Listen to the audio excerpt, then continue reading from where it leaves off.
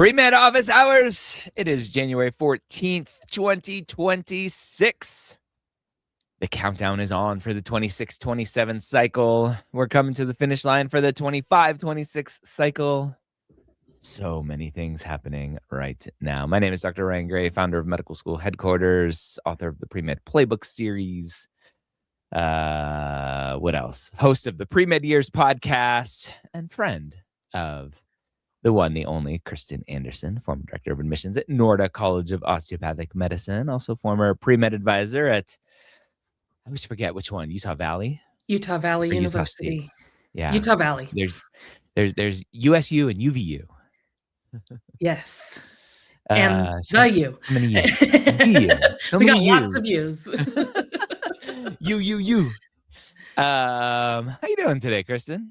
Doing all right.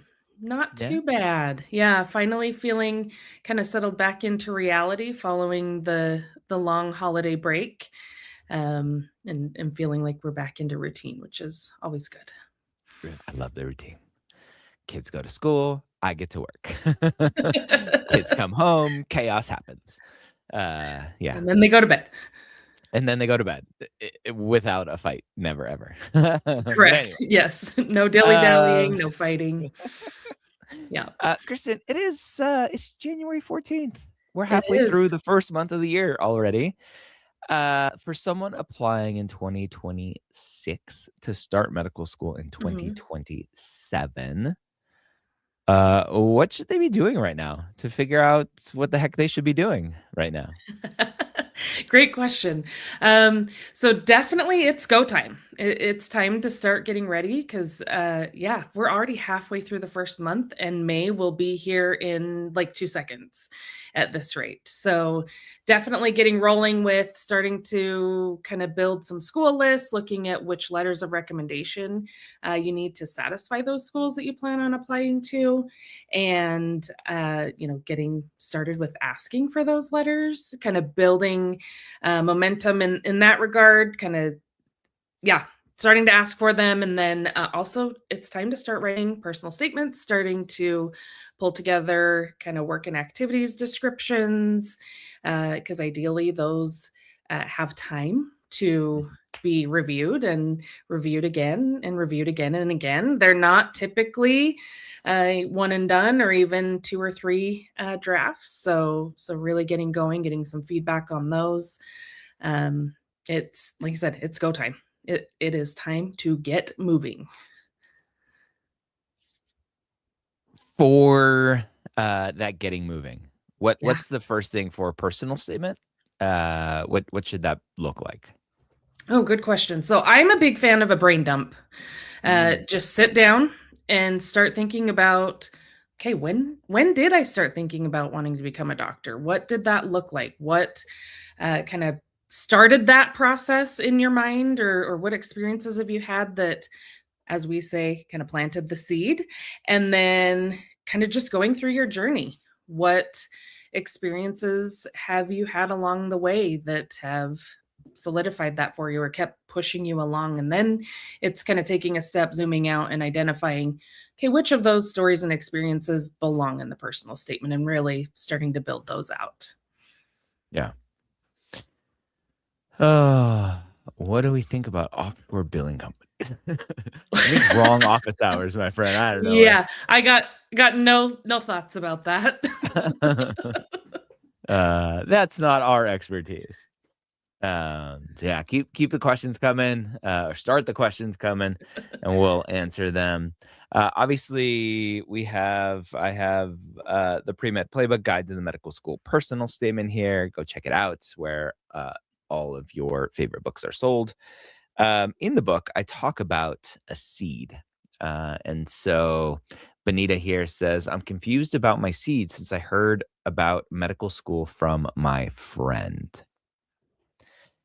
Benita, I would love to explore that more. First of all, Benita, can you join us? Like, if you're in a spot where you can like come on with us, I can add you. I can send you a link to add you, and we can actually talk through it. But ultimately, I would question, Benita, like, number one, how old were you when you heard about medical school from a friend? What did that look like? Did your friend go to medical school and your friend's like, "Hey, I'm in medical school. It's the best. You should come." Like I doubt that sequence of events. So I'd Yeah, be lots of interested to people know more. hear about medical school and never go on this journey. So Yeah. I feel like there's something more there. Yeah. I was a freshman in high school. And so I'm assuming your friend was like, maybe I want to be a doctor. And they're talking about that. And you're like, oh, what is this doctor? Like, that wasn't the first time you heard about what a doctor was. So Keep digging.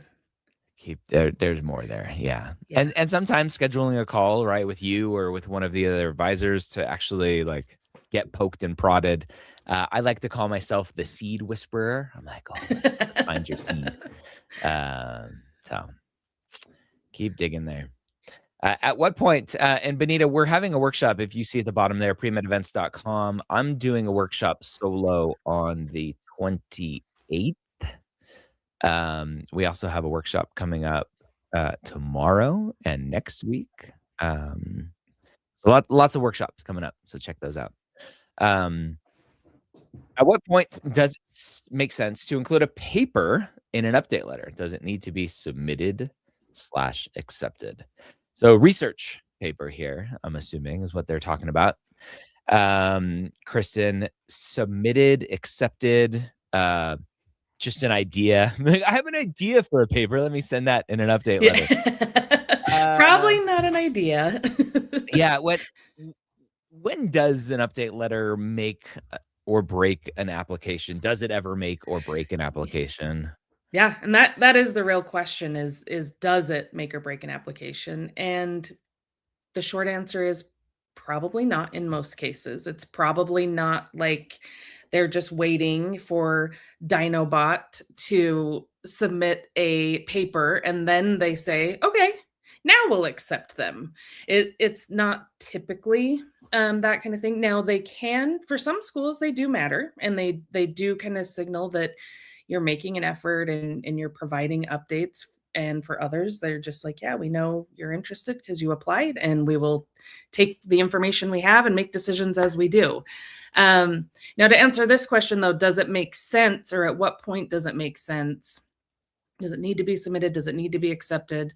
I don't know that there's a hard and fast rule on this. I think at least submitted at a minimum, because there's quite a bit that needs to go into that. I don't know that it's worth updating if you're just working on a paper.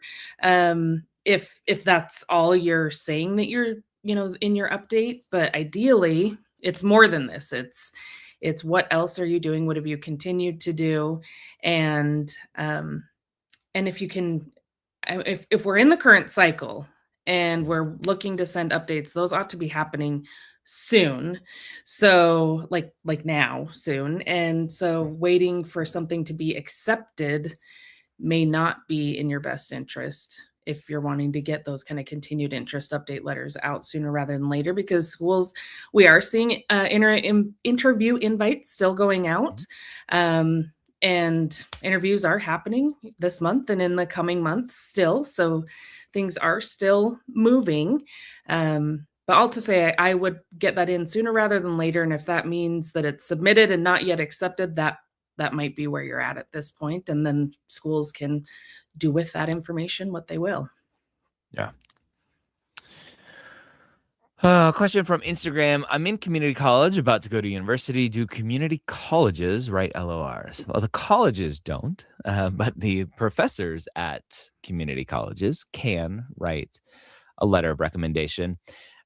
Kristen, we always talk about how a letter of recommendation ideally is a strong letter, someone who knows you, about the prestige of the letter writer, the title of the letter writer. If someone needs a letter from a subject or a professor, right, a science professor, non-science professor, and that student had a great relationship with that community college professor, do you as an admissions committee go, oh, this isn't a great letter, it's from a community college professor, not the four-year university professor? Not generally. No. I mean, I would care much more about someone who you really got to know, they got to know you, they really could speak to who you are, than somebody with a fancy title or a fancy name or working at a fancy university. Yeah. I mean, we really are looking for, or admissions committees, I'm not anymore, but admissions committees are looking for, people who know you well and can really speak to who you are. They want to get to know you and understand how you operate and how you interact with others. Yeah. People you know. Yep. This is a very important question for this upcoming cycle when we are going to have massive financial aid changes. We don't know how long these changes are going to take effect. Obviously, hopefully, at some point we get the normal changeover of administrations, and maybe we roll back federal loan caps, or we increase it for medical students to 300 instead of 200, or whatever that might look like. Any games to play. And I use that term specifically because often students turn this into a game, I think, unknowingly, but kind of, I can't think of the right word. Like, it's inappropriate. They're like, okay, I got 100,000. Do I hear 120, 120, 120? Like, and they're sending emails back and forth. And they're like, well, this school's doing this. And what do you got for me? Like, show me the money. Like, you're not Jerry Maguire. What should students, how can students leverage multiple acceptances to potentially get some financial aid? And I'll caveat theoretically at the one school that they want to go to. Yeah. And I think that you can, yes, you can ask, right? But schools, not every school has the ability to say, oh, you want to come here? We want to match that, or we can give you this scholarship.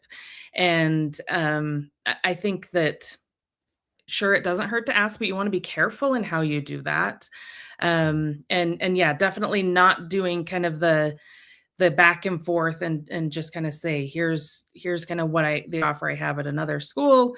I would love to go to this school, first, or this is my top choice. Is this something that you can, meet or match, or what can you do? And some schools, like I said, they literally have no leeway. There are limited scholarships. Those scholarships may have specific parameters around like who they can go to, how they can be awarded. And it's not like they just have money to throw around to get students to go to their programs. And you want to be careful that you don't annoy them, that you don't do something that could make them want to rescind their offer. And I think when you're thinking about cost, yes, financial aid, is a piece, and it is tuition, it is cost of living, it is all the things, and it's, any way you slice it, it's expensive, right? It's a lot of money, no matter where you go. But I would tread lightly. I would be careful. Yeah. Tread lightly. All right. Another question for that. So similar kind of thought there. I'm deciding between two schools. CCOM. What's CCOM? Is that Campbell? No. No. CC. CC. CCOM. I haven't heard that one. Chicago. No. Is it Chicago College of Osteopathic Medicine? Oh, yeah, maybe Chicago College. Yeah. That's interesting. I don't think I've ever heard it called CCOM. I should always call it Midwestern. Yeah. Midwestern Chicago, Midwestern Arizona. That's funny. Okay, so Chicago College of Osteopathic Medicine, and then LECOM. Is that Seton Hill? Seton Hill, I would assume. Yeah, Seton Hill. Yeah. CCOM offers better opportunities, but it's twice the cost. No. The answer is no. Twice the cost is crazy. How should I look at it, since I'm worried LECOM might close some doors? I would question why you think LECOM would close doors. I want to know more there. Yeah, let's remove the twice as much variable, because I think twice as much to me is an automatic, like, it's not worth it. If it was $10,000 more, now that's an equation that we can actually talk about. Sure. Let's think that tuition is the same. How are you recommending students, when you're working with your students, like, weigh these pros and cons for each school? Yeah. So I ask them to really consider, where do you feel most at home with it, to the best of your ability that you can feel that out. Is which feels like more like home to you in terms of the location, because you ought to be able to live there for 4 years or more and hopefully not hate it. If you have choices, you can, take that into the equation. Also, the curriculum, how is that delivered? And is that in a way that you prefer to learn, or that is, a way that you learn best? Um, and then beyond the curriculum, what things are available to you, and what excites you about those initiatives, those Yep. other opportunities that are happening there, because they're all going to teach you what you need to know. Medicine is medicine, regardless of which school you go to. It doesn't change. The body anatomy isn't different at one school versus another. And so it comes down to, what are you going to get? What are you going to do while you're there? And is that going to get you where you want to go? Um, so those are the things that I primarily talk about. Is it, really asking yourself in your heart of hearts, what is important to you in terms of getting your medical education? What do you want that to look like? And which of your options gives you most of that, or all of that, if Yeah. ideally? Yeah. I wanna know why there's this thought that LECOM might close some doors. Yeah, I'd be curious about that too. That's just not a thing. So, I wanna know what your thought is there. Michelle, can MD and DO schools see your acceptances to other MD and/or DO schools? The MD side, no, not until, much later in the process. That was a relatively newer change. DO schools, I don't think, can see acceptances either. Can you? Or has You that not changed? can see it's later. It is later, and I can't remember the date, and it may have even changed since I was working admissions. But um, they can see if you're holding other offers, or Yeah, other but not offers where. accepted, but not where. Yep. You don't get to see where, and then they don't cross either. Yep. So DO schools can't see MD schools you're accepted to, and vice versa. Yep. In a letter of intent, do I need to say why I want to attend their school? I'm on the wait list. Yeah, that's the whole point. I think that would be a fantastic idea. That's the whole point. Like, hey, I want to come. Why do you want to come? Oh, I just do. Don't worry about it. I want to. Yeah. I mean, one without a reason why, to me, is just lazy, and seems like you probably sent that everywhere. But with a well-crafted, short, succinct, here's why I want to come to your school, here's why it fits me, here's why I think I'll thrive, here's why I'll be a great classmate, whatever. Yeah, that's the whole point. Yeah, and I think that's one thing that a lot of people miss is, what do you bring to the table too? And not getting too deep into that, but showing that you will be a valuable asset to the cohort and to the Yeah. school, and not just, I want to go there because you have a lot of really cool things that I like. Yep. You're going to contribute. Yeah. Love it. Here's a question from Instagram. A youngin graduating early from undergrad a year before, does it affect negatively on the medical school application? In general, rushing through the process, while good financially, right? At one less year of tuition and maybe living away from home, you can go back home for that year, uh, is great financially, but it puts pressure on just the timeline, Kristen, of like, Mhm. I have to do all of my classes. Typically, depending on the student, whether you're coming in with a lot of dual enrollment or maybe you're not coming in with a lot of dual enrollment, you're just taking a lot of classes to get through the process faster. That generally means you're focusing less on the extracurriculars.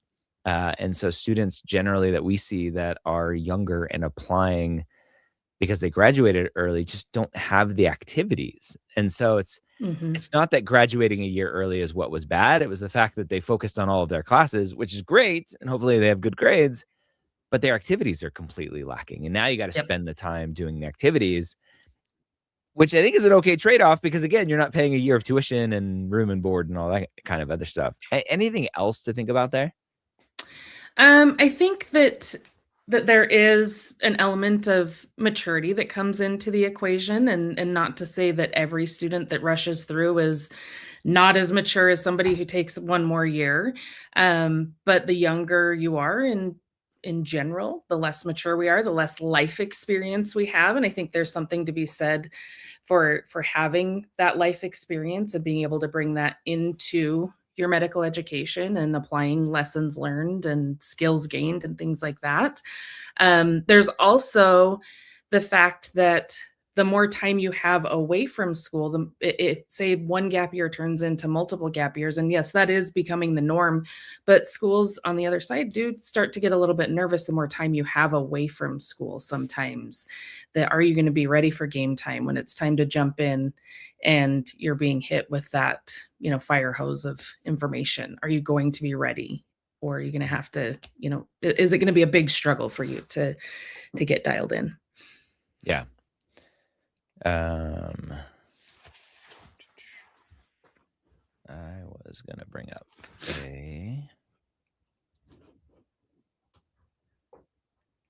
all right. So this question came up. How do I know if I'm ready to apply as a traditional student? I'm a junior, but I'm graduating in May. All right, so here's another student graduating early. If you're applying, if you're a junior now but graduating in May, you're graduating a year early. So the question is, how do you know if you're ready? We have a tool. I'll share here, the Readiness Report Card tool, readinessreportcard.com. You can go to that tool and answer several questions. You'll go through the process. What's your name? Blah, blah, blah. What's your med school start year? And you'll answer these questions, and you will then get a report in your email. Let me share that. This is what the report looks like. And it will break down and give you kind of traffic light signals here, where you're kind of landing based on our expertise. So this is a kind of a rubric that we've built internally as a team, looking at all of your inputs here into the tool, and then we will let you know kind of where we think you stand. Now, it's important to realize that this tool does not tell you what your chances of getting into medical school are. There are lots of tools out there that do similar things to what we're doing. Most of them say you have a terrible chance of getting into medical school, partly because they're trying to sell you on their services. Our goal here is to give you a realistic idea of where you're strong and where you're weak, not what are your chances to get into medical school. So I had a parent reach out, and no shade to the parent, but I had a parent reach out going, hey, my kid just got into med school, even though they got a C+ in your report card. I'm like, fantastic. A C+ on our report card doesn't mean you're not going to get into med school. It just means, hey, here are some areas of weakness that we think you might have. So go check out that tool, readinessreportcard.com, I think is the answer, how to know if you're ready or not. Outside of scheduling a call again with Kristen or any one of our other admissions advisors and find out whether or not you have any big holes in your application.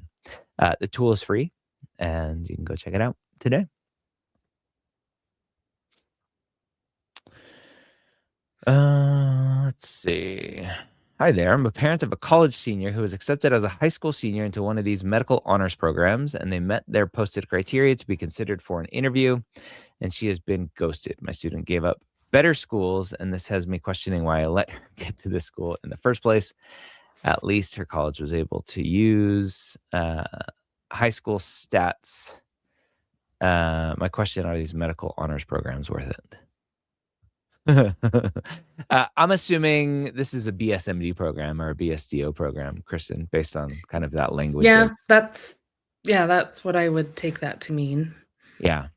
I personally don't recommend these programs. I don't think anyone on our team recommends these programs.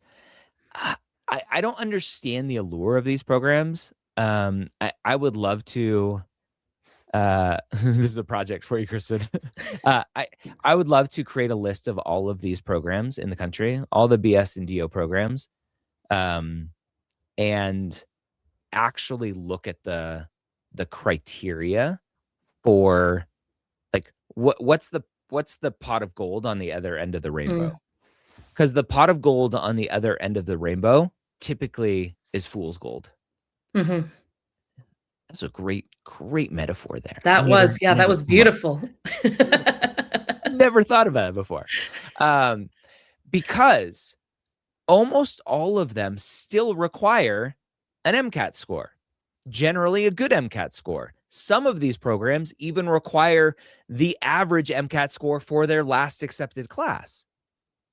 Right? And there's one school that I know of, their average accepted class is like 516. Yeah. So you have to get a really good MCAT score. And oh, by the way, you still need really good grades, generally speaking. Yep. And almost all the time, the only thing that you get on the other end is a guaranteed interview. Yeah, and that's just interview. Yeah. I can guarantee you that if you have a 516 and a really solid GPA, and also you're a good pre-med student, right? You're getting the extracurriculars, you're doing the things, you're going to get lots of guaranteed interviews, right? Guaranteed in air quotes, right? You're going to get interviews. And I think there's this fear that getting into medical school is impossible. And so let me try now as a high school student because it's even harder later. And that's just wrong. It's much harder to get into a BSMD program than it is to get into a regular medical school later on. Yeah. And oh, by the way, now you're theoretically locked, even though you're not, because it's not a binding contract. But you've bought into this one program. You go to this specific undergrad school because it had this BSMD program. And so maybe the student would have thrived better at another undergrad institution. Maybe the costs would have been cheaper, right? At this other program, they could have done just as well as a pre-med student, applied to medical school traditionally, or taken some gap years, whatever they wanted, and still got into medical school. We're putting all of this stress on high school students for almost zero benefit. And I brought this up. I'm in a Facebook group of physicians. There's like 80,000 physicians in this group. And someone was saying, hey, my kid is thinking about this BSMD program. And I chimed in. I was like, hey, I'm the weirdo that helps pre-meds get into med school here as a physician. We don't recommend them. There's almost no benefit. And of course, who are the people that come in and yell at me for my opinion? I don't know. Who are they? The ones that did those programs. That did them. Yeah, that's They're fair. like, this was the best thing that I could have done. I'm like, that's fantastic. Number one, that's called Glad it worked out for you. That's called survivor bias. And number two, obviously, you're going to protect your ego and say, this is what was right for me because that's what you did. But in general, I don't recommend them. Yeah. Yeah. Well, there's a lot to be said for those years in college and the growth and the maturity and how much we change from senior year in high school to even sophomore or junior year in college. And maybe that school, now that you are kind of putting all of your eggs in one basket for, isn't really the best school for you at that point now. Maybe you would benefit from going elsewhere because of, opportunities they have. And yeah. Oh my God, where were you 4 years ago? Thank you. I was right here, dude. I've been here. Where were you 4 years ago? Oh man. Happy to help. Yeah. I'm very, very anti BSMD. Like let kids be kids. Yeah, there are way too many scams out there. of like, ooh, you can get your freshman in high school to do research with me for only $10,000 for the summer. I'm like, just no, don't play those games. Yeah.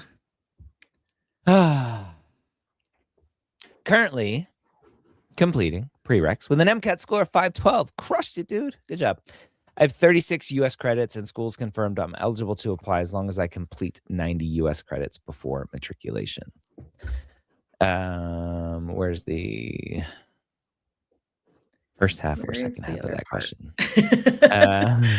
I don't see the other part of the question, my friend. What's the question? Yeah, so just in general to think about, obviously this is an international student, 36 US credits. They're completing prereqs now, but already have an MCAT score. So the timeline was a little backwards there. I'd be worried, number one, that the MCAT score may expire before you get those 90 credits. Mm-hmm. Kristen, this 90 credit thing, as far as I know, is really just a English competency test. It's like do 90 credits at a US institution where we teach in English. Are you able to do well, get good grades? Awesome. We don't do English like competency tests like TOEFL or anything.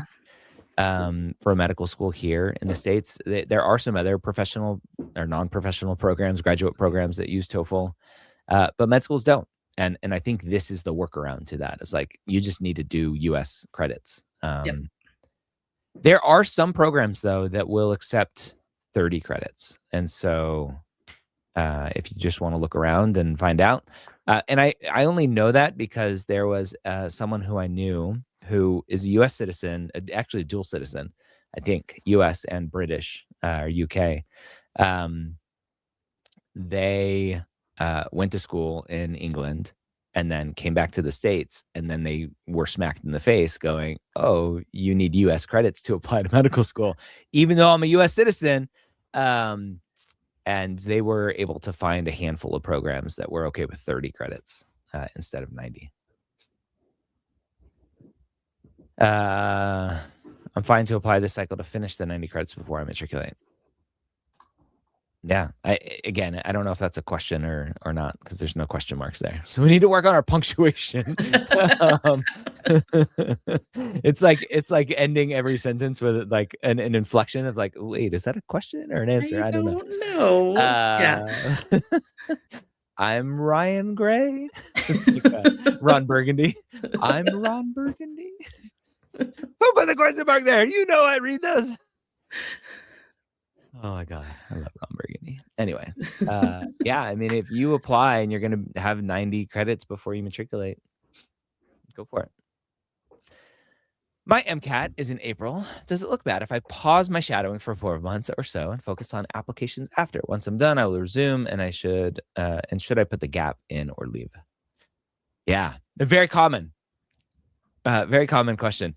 In Mapped, our platform where we track all of our activities and stuff, we used to have an old graph where it was much easier to see this MCAT hibernation. Like, oh, you did nothing in those 4 months because you were studying for the MCAT. It's very common, Kristen. Are you concerned from the admissions side if someone takes a couple months off to go study for the MCAT? If it's a couple months, no. If it gets to be more than a couple months, like we can't do anything for 6 months because we're doing MCAT prep. I mean, I would argue that you probably could carve out a couple hours here and there to, get in and get some volunteering or get in and do some clinical experience work. But because the fact of the matter is you can't be studying for the MCAT 24/7. Like, that's not effective. But if it's a couple months, it's not a huge deal. I mean, you see it, right? You can kind of trace it back to what's going on.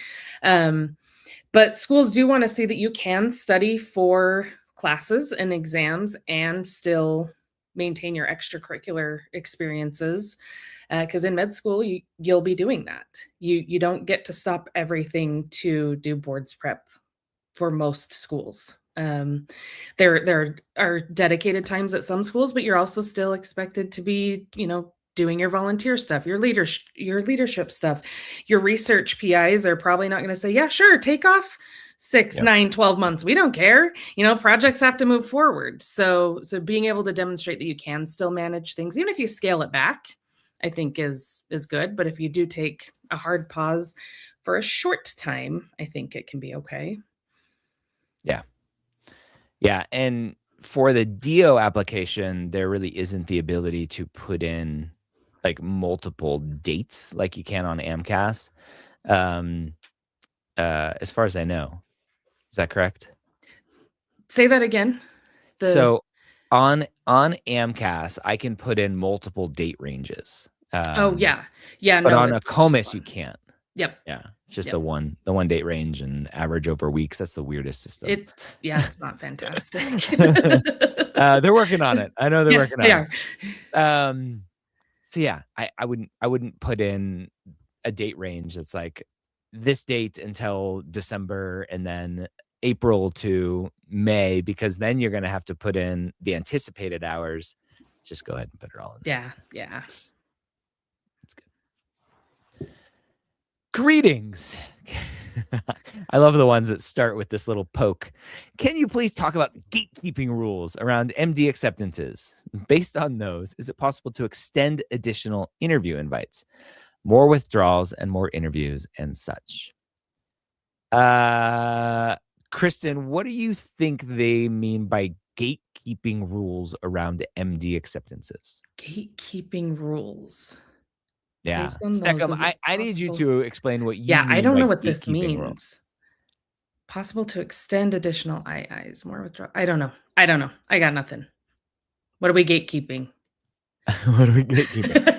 We're gatekeeping everything. I wonder if they're talking about yield protection here, but that doesn't seem right. But that doesn't, the second part doesn't feel like it matches that. When to choose.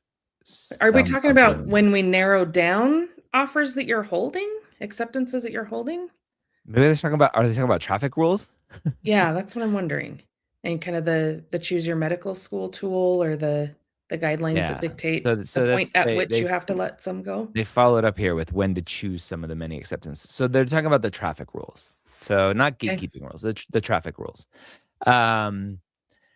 The traffic rules happen March, April ish timeline. Yeah. That's generally, Kristen, not when more interview invites will happen. That's not to say it's impossible, but most of the schools have reserves, right? So let's say there's 100 seats in the class. That school may have the 100 first line students all lined up, ready to go. And then 10 of them, through the Choose Your Med School tool, back out and say, you know what, actually, I'm not coming to you. I have a different option that fits me better. That med school has backups, right? Yep. They're always, when done properly, reserves to fill those spots as they become open. Yep. Those reserves are from interviews that happened in July, August, September, October, November, December, January, right? The medical schools aren't in that moment going, holy crap, we lost 10 people. We got to interview more people. Go get some interviews, right? That would be piss poor execution on the admissions front. And so, no, more interview invites. I would not expect more interview invites. I would expect waitlist movement. So hopefully that answered your question. When is the best time to take Casper preview for the May application? So Casper, I'm really mad at them. I texted them yesterday. I don't know what's going on. They were supposed to have their dates up at the beginning of the year. They're not up, at least yesterday when I checked. The first date is March 19th. At least that's what they told me. But yeah, so Casper and Preview are different because Preview, you can get a score from August of last year and use it for this current cycle. So you could take preview in the summer and save it for next year and just kind of get it out of the way. Casper, you have to take the same calendar year that you're applying. So yeah, take it as soon as you can. Get it out of the way.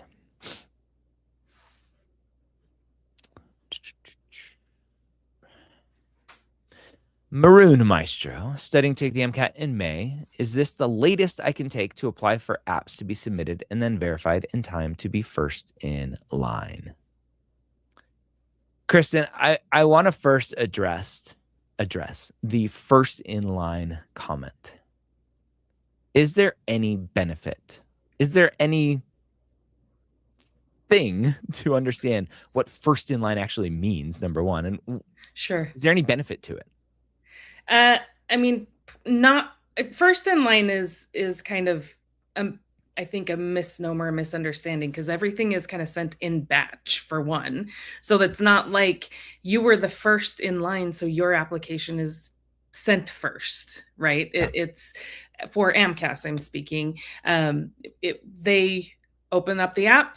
You effectively have a month to fill it out before anyone can click submit. And then there's effectively a month from when people can click submit to when apps actually start going out, and they go out in a big pile.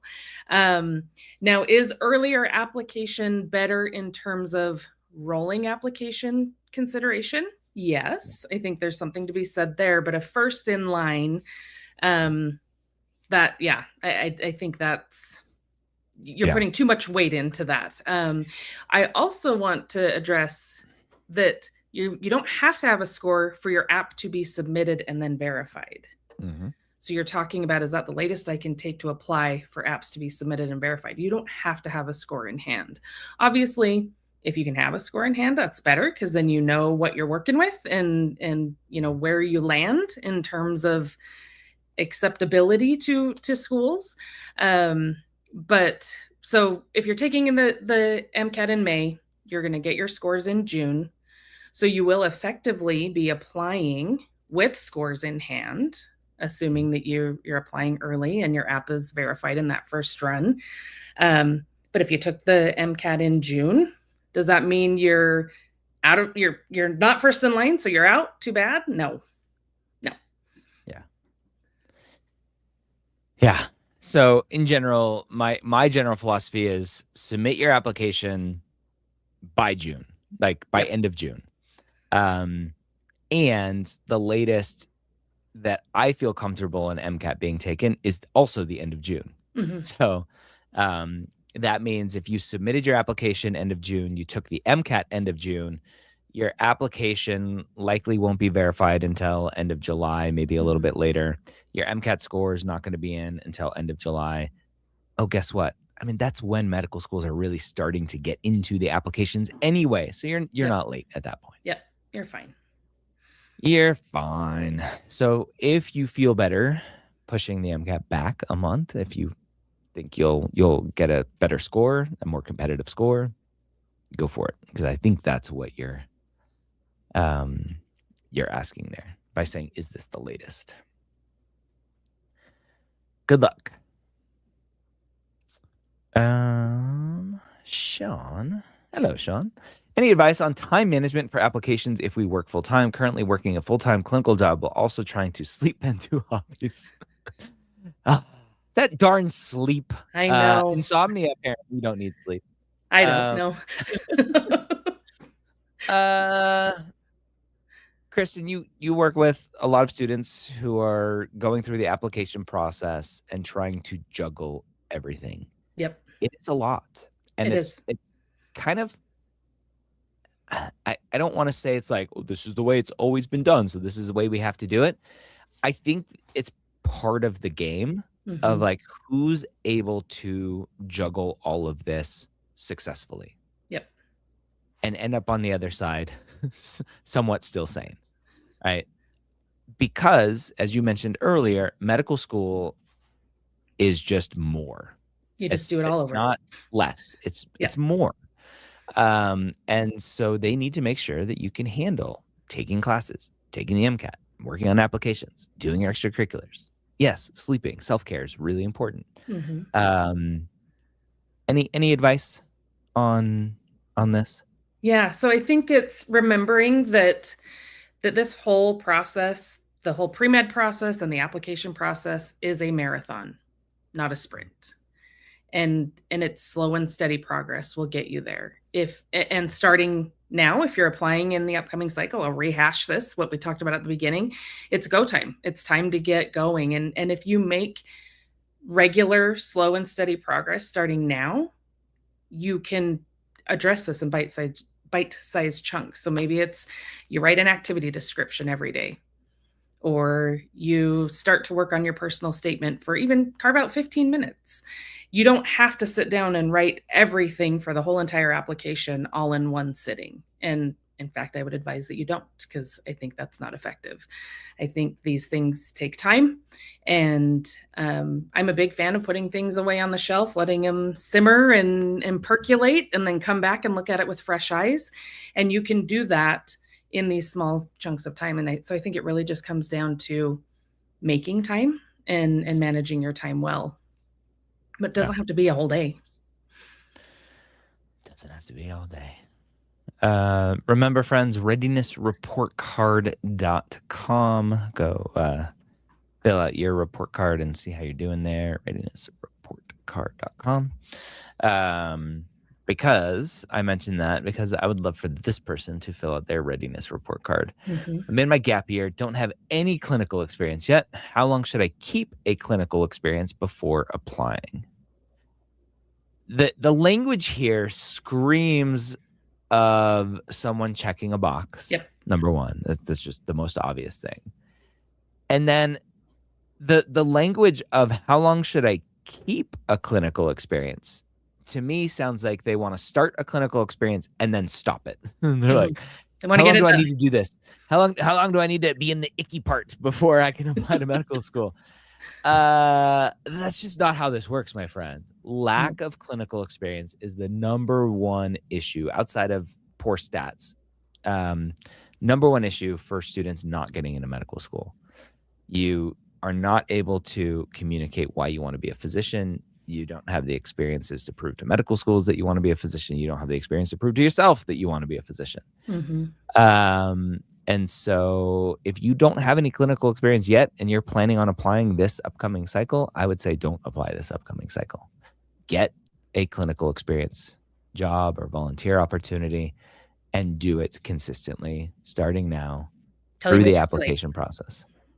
Yeah. Yep. Till you leave for medical school. Yep. And then when you get to medical school, then you go and find a different clinical experience to do. Because again, it's just more of the same. I say that, Kristen, and someone will go, "Oh, but I don't have the bandwidth. I work full time. I do this. I do that. I can't get a 20-hour a week job, a 30-hour a week job." And I think that's often the assumption when we talk about getting consistent clinical experience is you have to work. You have to work 40 hours or it doesn't count. What are your thoughts there on hours and what that looks like? Simply not the case. It doesn't have to be full time. And it's that idea that I just talked about is that slow and steady progress. It's consistent involvement. And it can be, in this case, if we're talking about applying, this cycle, as you said, probably don't apply. If we're looking at next cycle, doesn't need to be full-time work? Not necessarily. Like you can do a few hours a week, and over weeks and months, that adds up to a significant number of hours. And so I think it's get it in where you can. Maybe it's hospital volunteer, but recognizing that with a lot of hospitals, they have you doing kind of wayfinding or restocking to start and kind of prove yourself, if you will, before you can get in and start interacting with patients. So being mindful of that. I'm a big fan of hospice volunteering, and they're always needed, and that is direct patient interaction. I know there are people out there that kind of question whether that is clinical experience, but I think your philosophy is the same. I have a huge bias toward hospice volunteering because you get to see the good, the bad, and the ugly. You get to see when medicine has done its job, and now its job is to keep people comfortable until they pass. And And I think it's a pretty sacred experience, and to go through that and then say, yeah, I still want to get into medicine and I want to have that impact, I think is amazing. But that's my bias. But yeah, all to say, a little bit adds up over time. It really truly does. And I know it doesn't feel like it sometimes, but you don't have to quit your job and do full-time work in clinical settings necessarily. Yeah. 12 months a year. If you're doing 5 hours a week, right? That's 20 hours a month. That's a lot. That, yeah, adds up. Of a year and a half between now and when you apply to medical school next cycle, that's a good chunk of hours. So, and not just the hours, but the experiences that you get that you can then reflect on and write about and talk about and all that good stuff. Yeah. Yeah. I think students underestimate the number of essays and interview questions that ask about patient experiences or clinical experiences. And I've seen when students don't have those experiences, it's very, very hard for them to talk about experiences they don't have. Yep. Does working as an EMT count for clinical? Heck yeah. Absolutely. It does. Great experience. Is there still a chance for interviews from California medical schools? Lessening every day. Yes. Is being a clinical research coordinator considered clinical experience? Yeah.